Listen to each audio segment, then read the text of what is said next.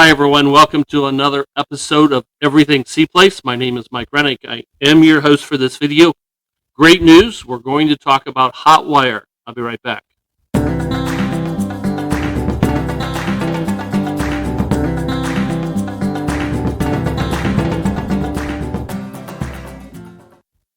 Welcome back, everyone. My guest today is Mr. Vinnie Bugge.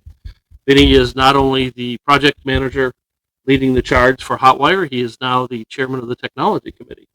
So he has more things on his platter. More things on the platter. That's what happens when you excel, correct? So next year we'll talk about the next step for you. But anyway, that's not what this video is all about. I'm excited. I hear nothing but good things. Vinny, can you give us an update of where we're at? Yeah, so lots changed since the last update.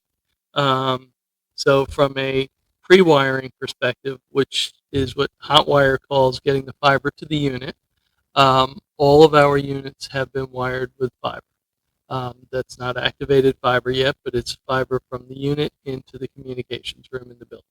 So that's all done. The fiber on the property has been activated, so they've done all those tests. They've confirmed the amount of light coming in, and we got a certification check in that box. Speaking of checks, we got our door fee check. So Hotwire has paid our HOA for the door fees that as they promised, not quite 90 days after signature, but pretty close. And that was a pretty good sized check. That was a nice sized check. I'm going to ask you a question that I wouldn't expect you to know the answer to, but do you know where we put that check? I know that Wendy said they were depositing it the next day. And that's the right answer because I asked the question wrongly. What I wanted to share is that check is being divided up into the building fund. So for each of the buildings, depending on the number of units, so that's where that money is ultimately going to go. And that's a board decision, not something that you got to wrestle with. That's why I said it. I gave my proposal on what to do with the money. I can't remember what that was. Maybe we don't want to share that on video. I'm not certain. So no fire pits. No fire pits. So the good news is they're ahead of schedule right now. They're very much ahead of schedule. So they've started activations, installations is what they call them. It's where somebody comes to your unit and connects the terminal to the fiber and installs a router and installs your TV boxes.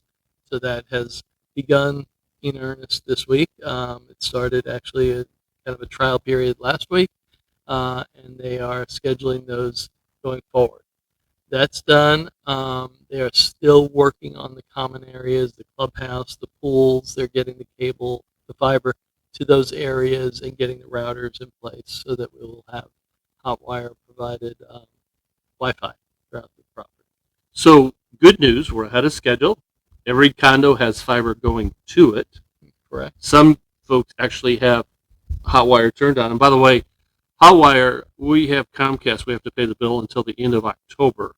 Hotwire is not charging us for this time frame at all. So as you get turned on to Hotwire and shut Comcast off, there's no fees for that. And if I remember right, from October on, isn't there a 6-month window? Right. We have 6 months once we activate the contract. There's no charge for 6 months. So let's talk about experience after the installation. I got to tell you one thing. I'm excited. I'll get technical for a second, over 600 megabits. I published on the Facebook page my speed test. So the upload, in normal internet connection, your download speeds are faster than your upload. It's called asynchronous. So it's not even both ways because we tend to download a lot more. When you're surfing the web and you're looking at a page, it's downloaded to your computer. So with this kind of technology, it's synchronous. In other words, it's the same both ways.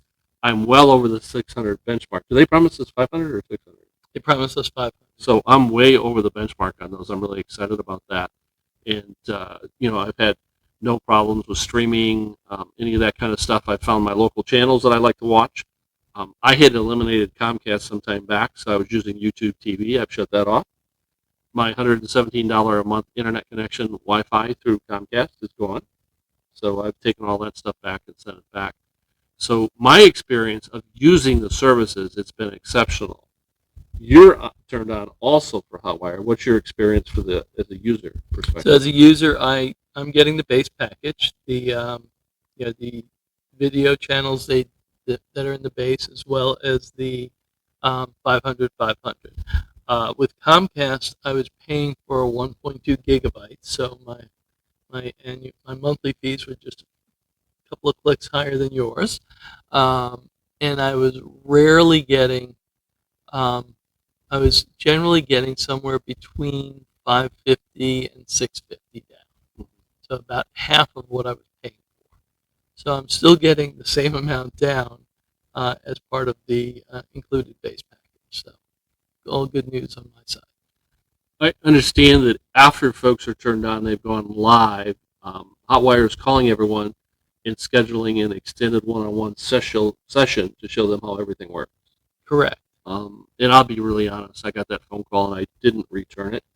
I love playing with buttons. I think I got most of it figured out right. I actually can record, and I can actually watch back what I record. I can switch from the Hotwire service over to my streaming services. So I've had a really good experience. It's kind of fun. Actually. Yeah, I can do that as well. And I've taken the second step, which is I had a Roku device, actually a couple of Roku devices, one in each room. I have moved the programming that I have on Roku onto the Hotwire box and eliminated that device. So now all those things are under the apps tab on the Hotwire homepage for me without having to change inputs on the TV. This is really cool. So I know because it's different, it will be challenging for some. I get that. We've got the team in place. We've got folks in place to help walk through that. Most of the user experience that I'm hearing about has all been positive. There's been a couple of bumps in terms of the installation, turning them live. Right. I know that Hotwire has stepped up in every case that I'm aware of and fixed it for us. Is that a true statement? It has been. I think some of the techs didn't fully understand what what Hotwire's corporate direction was.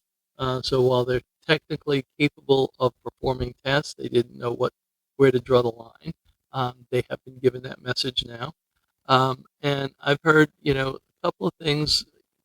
Some of the challenges are making sure that your Amazon devices are connected and your thermostats are connected before they leave your installation. So all of that was easy for me. I did it. I wanted to do it myself. Where I had trouble is I have the iRobot vacuum and the iRobot mop, and the two of them must have ganged up on me because they didn't want to go over to the new network. And the thing is, the new network comes in. They actually told me at 5 gigahertz or 6. I think it's 5. There's 2.4 and there's 5. Correct. And they're at a base at the higher level. These appliances require the lower level, but there's a way to make your system step down until they connect. Correct.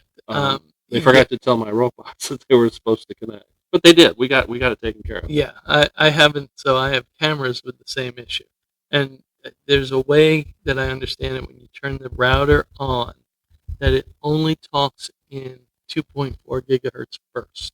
And it only does it well. And only for a certain period Correct. of time, and then it goes back. Right. So my preference, well, I had to do it under Comcast, so I'm still doing it, is I have a second router that's just 2.4. And that's because I say this with love and as a compliment. You and I probably could be classified as geeks. Would that be true? Yeah, that might be true. So you have the extra router, not really needed, but you have it. And you have it because you can, right? I have it because I haven't decided that I wanted to learn how to pin a 2.4 gigahertz. It's only one button. I don't remember where that button is. I could figure it out, but it's really simple to do that. Right. But anyway, so this is a good news story. We're ahead of schedule. As Hotwire comes up, folks are going to get the services. They're going to be free. At that point, you can start taking your Comcast equipment back. Now, I have a warning for everybody. I highly encourage everyone, when you take your Comcast equipment back, if you take your phone and you shoot a picture of all the serial numbers. There can be some confusion. We've seen that before. We've done this whole mass move here at C Place. It's Eric and I have taken things back for our clients. Sometimes the Comcast records are a little bit different than when you call in and then when you show up. So just do that to protect yourself. But you can take it back to the Comcast store that's local, or you can take it back to UPS right here on Longboat Key on the island. Right. And so we have all that good stuff. So this is a good news story. There'll be more following as we go through the summer. It's kind of nice to talk about this. Last year it was roofs, it was insurance and things like that. Hotwire is kind of a cool experience. I'll be really honest. I try to be fully transparent. I have not sit down and seen what my 300 channels are. I'm a Tampa kind of guy, so I watch Fox News up there to get the local weather, stuff like that, and I'm happy. Yeah, I haven't. My wife has kind of highlighted a few in the in the channel guide so she's got her half dozen or so that are her go-to channels. And I can even get the voice working. It never worked on Comcast, and I thought I was doing everything right, but when I switch between local channels, I can do it with voice. So that works really easy. But if you have any questions, feel free to reach out. Vinny, I want to say thank you. You've done an amazing job. Thank you. You know what we do to folks that do amazing jobs. The team did an amazing job. We know what we do to the leader who does amazing jobs, correct? We'll be having further conversations. Vinny has just done a really great job, and I tease him all the time. But we're very lucky to have him leading this project. It's one of the most successful projects we've had here in my time at Seaplace. So thank you for that. If you have any questions, feel free to reach out. Again, my name is Mike Renick. My direct cell is 941-400-8735. Thanks for watching, everyone.